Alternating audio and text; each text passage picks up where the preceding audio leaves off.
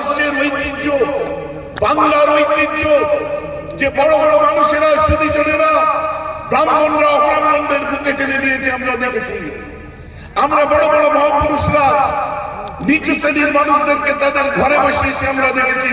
এই বাংলার মাটিতে বিবেকানন্দের অবদানকে ভুলে যায়নি কেউ। আর সেই বাংলায় আজ হিন্দু মুসলমান করতে চাচ্ছে, ওয়াকফ আইন নিয়ে এসে সেই ভারতবর্ষে একটা বিভাজন সৃষ্টি করতে চাচ্ছে, যেটা diversity of Bengal, diversity of India, এটার উপরে আঘাত দিচ্ছে।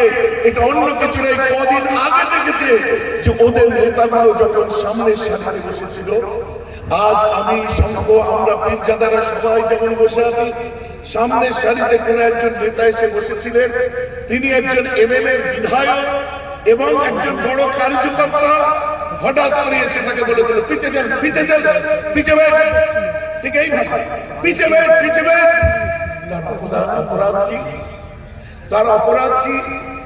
সে আপনার যাদের লাইনে বসেছিল মুসলমান নয়, হিন্দু সম্প্রদায়েরই। সে একটু অনগ্রসর বলবো না, একটু ওই কাস্টিজম যেটা আছে না, একটু নিচু কাস্টের হিন্দু বলে তাদেরকে পেছনে সরিয়ে দেওয়া হচ্ছে। তো হিন্দু মুসলিম ক্ষেত্রে में नहीं है। মুসলমানদেরকে এরা কি ভাই বলে ডাকবে? এরা তো হিন্দুদেরকে ভাই বলে ডাকেনি।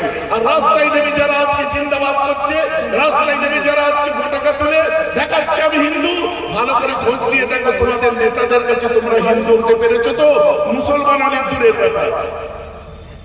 আজ আমরা বসে আছি, আমি শঙ্কর ওখানেও দেখেছি, মাননীয় শঙ্কর চ্যাটার্জির ওখানে সমস্ত শ্রেণীর মানুষদেরকে বিভিন্ন ভাবে তাদের বয়স খাওয়ানো, পানি খাওয়ানো, কাপড় দেওয়া, বিভিন্ন ক্ষেত্রে পাশে বসিয়ে আশীর্বাদ করা আমি নিজের চোখে দেখে এসেছি।